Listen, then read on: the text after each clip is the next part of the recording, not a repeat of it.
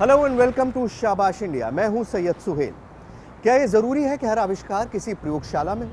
क्या ये ज़रूरी है कि हर वैज्ञानिक के पास कोई ना कोई डिग्री हो? जी नहीं। और शायद यही हमारे देश की खासियत भी है। हमारे मुल्क में हर गली हर घर में आपको ऐसे लोग मिल जाएंगे जो अपनी ज़रूरतों को पूरा करने के लिए रोज़ नए नए आविष्कार करते हैं। और शाबाश इंडिया में हमारी कोशिश यही होती है कि हम उन आविष्कारों को आपके सामने ला सकें, उन लोगों को एक ऐसा प्लेटफॉर्म दे सकें कि वो अपना हुनर आपके सामने रख सकें। तो आइए देखते हैं कि आज वो कौन से आविष्कार हैं जो हम आपके सामने पेश करने वाले हैं। शाबाश इंडिया में सबसे पहले मिलिए उस शख्स से जिसके नाम ने मचाई है पूरी दुनिया में धूम। अलवर के इमरान खान में मेरा हिंदुस्तान है। साथ ही देखिए दिल्ली के दो वैज्ञानिकों ने कैसे निकाला स्पीड ब्रेकर से बिजली बनाने का फॉर्मूला। शो के आखिर में देखिए कि वडोदरा के नौजवानों ने कैसे किया सेना और जवानों के लिए एक हाइड्रोलिक ब्रिज का आविष्कार।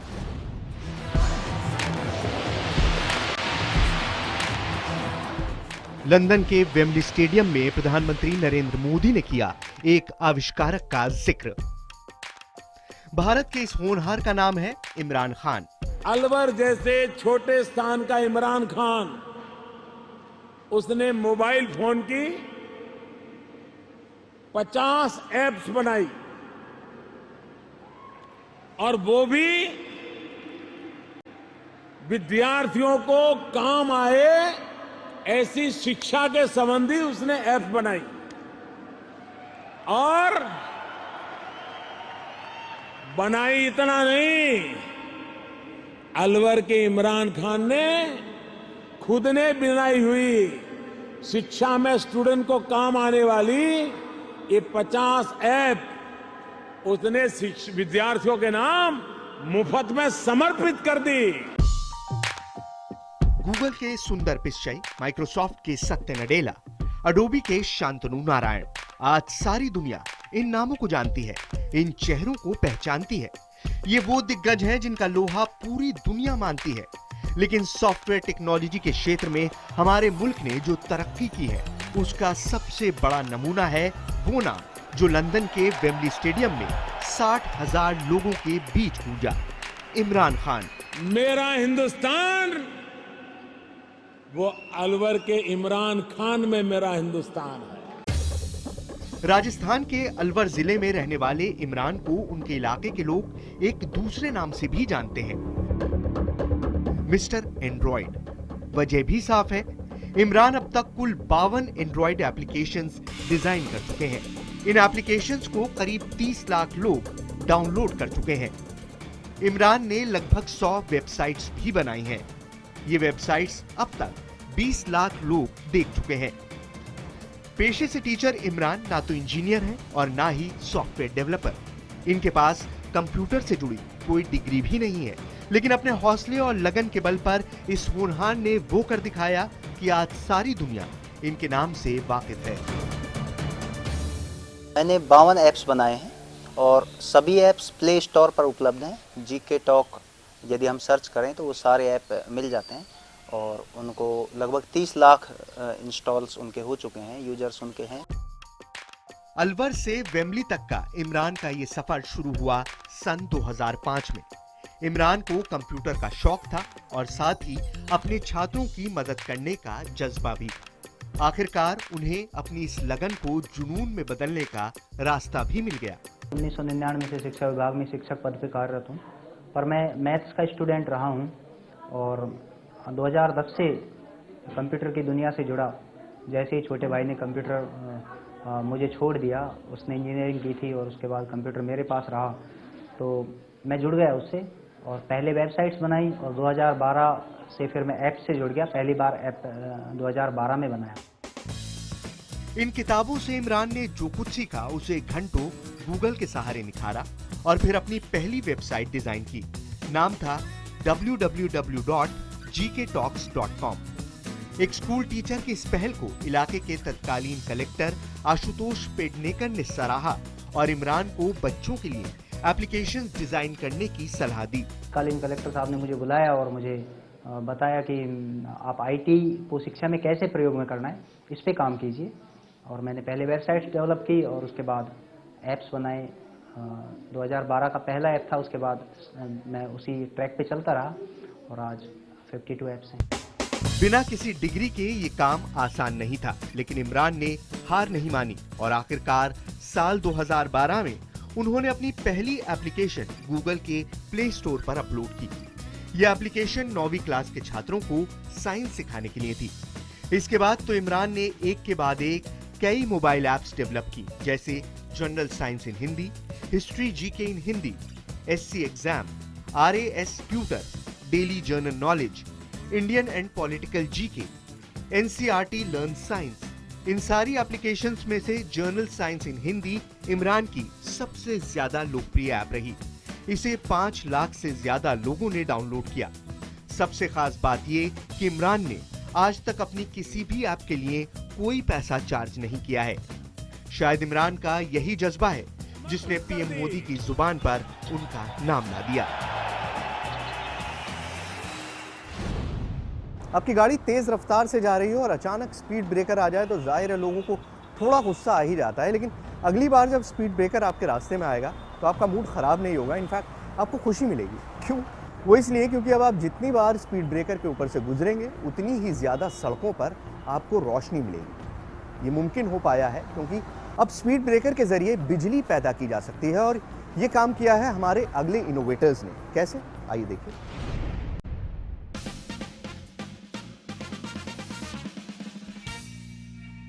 क्या ये मुमकिन नहीं कि देश के हर गांव में बिजली हो?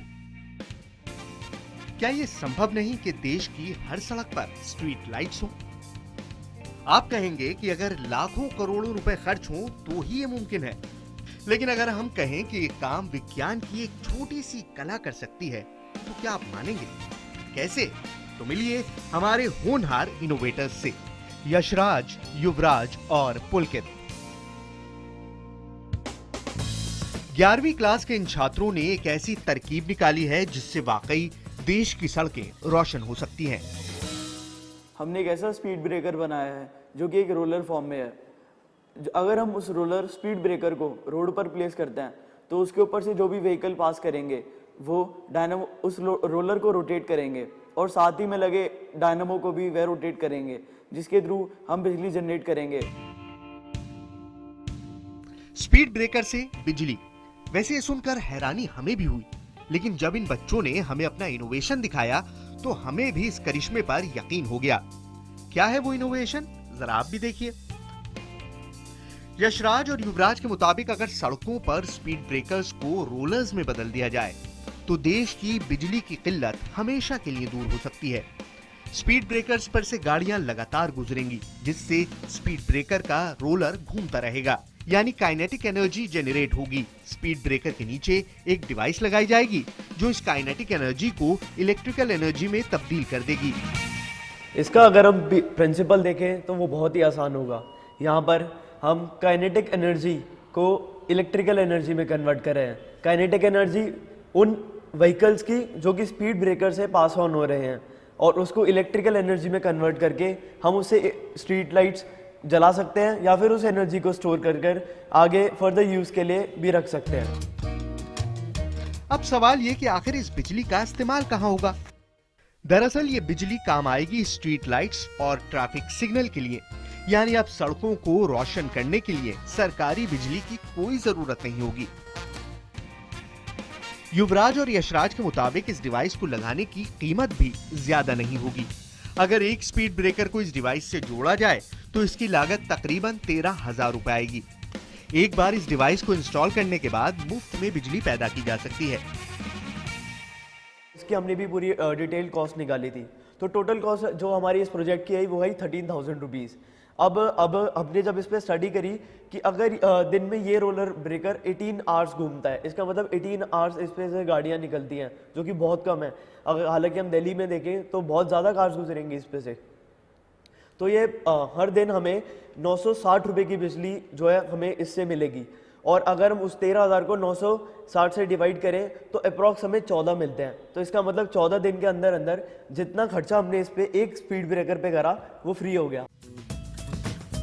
दिल्ली के इंद्रप्रस्थ स्कूल के इन छात्रों का ये करिश्मा कई अवार्ड जीत चुका है। खुद IIT रुड़की के वैज्ञानिक भी इन होनहारों को शाबाशी दे चुके हैं। ये जो दोनों बच्चे हैं ये IIT रुड़की में भी they had presented their project and they had won a lot of accolades there. इनको बहुत अप्रिसिएशन वहाँ पे मिला था और इसी तरीके से इनको देखते हुए और बच्चे भी मोटिवेट हो रहे हैं।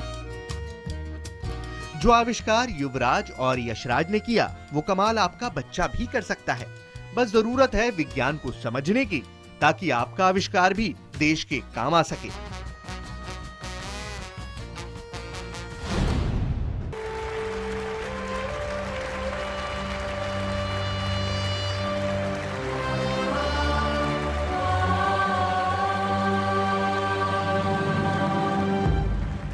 किसी भी प्राकृतिक आपदा से निपटने का एक ही सही तरीका है, वो ये कि आप उससे निपटने के लिए हमेशा तैयार रहें। बाढ़ या भूस्खलन जैसी मुसीबतों के दौरान अक्सर सड़कें टूट जाती हैं और कई इलाकों तक पहुंचना बिल्कुल नामुमकिन हो जाता है। लेकिन अब इस बहुत बड़े परेशानी का एक बहुत ही आसान लेकिन कारगर हल निकाला है हमारे ही देश के कुछ होनहार लोगों ने, यानी एक ऐसा पुल जिसे आप कहीं भी अपने साथ लेकर जा सकते हैं और महज चंद घंटों में आप अपने रास्ते की किसी भी अड़चन को पार कर सकते हैं।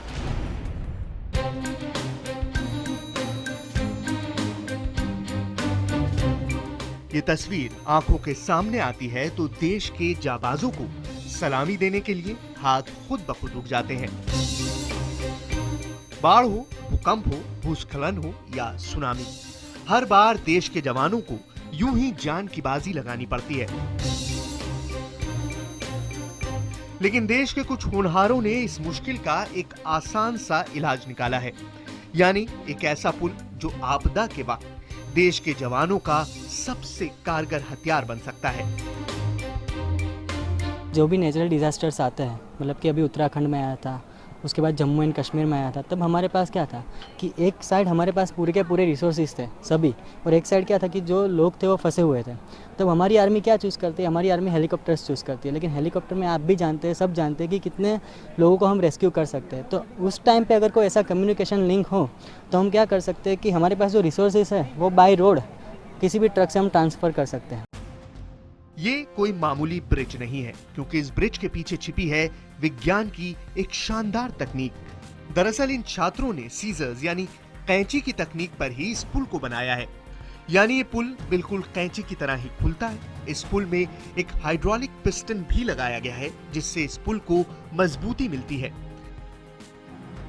किसी खाई या टूटी सड़क पर अगर इस पुल को लगाया जाए तो मदद एक जगह से दूसरी जगह तक पहुंचाई जा सकती है। अब सवाल ये कि क्या सेना के जवानों को आपदा की जगह पर यह भारी भरकम पुल साथ ले जाना होगा? जवाब है नहीं। इन छात्रों के मुताबिक इस हाइड्रोलिक ब्रिज को सेना के ट्रकों में इंस्टॉल किया जा सकता है।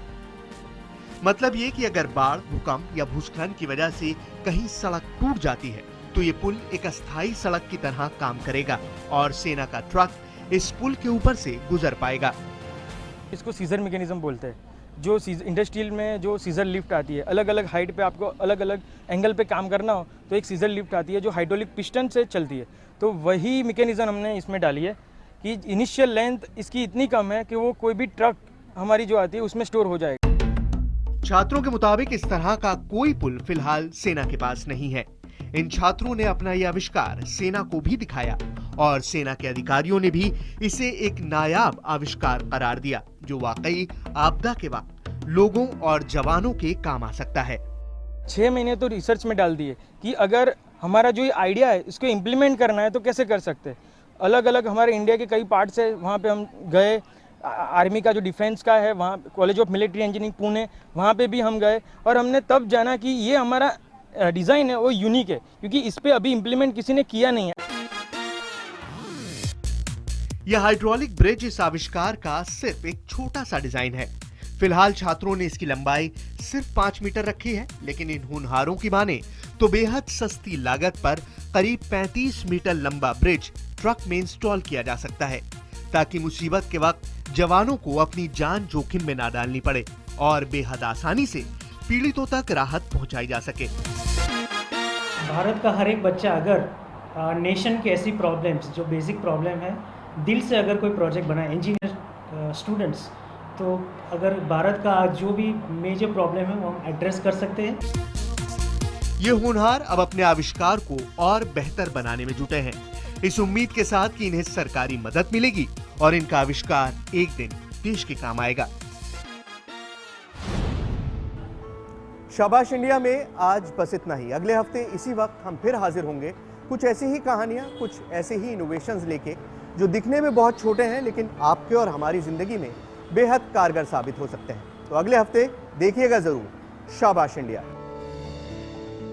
अगर आपने या आपके पास किसी ने भी कोई आविष्कार किया है तो आप हमसे संपर्क कर सकते हैं। हमारी ईमेल आईडी है shabaashindia@network18online.com। इसके अलावा आप हमारे #शाबाश इंडिया पर ट्वीट भी कर सकते हैं।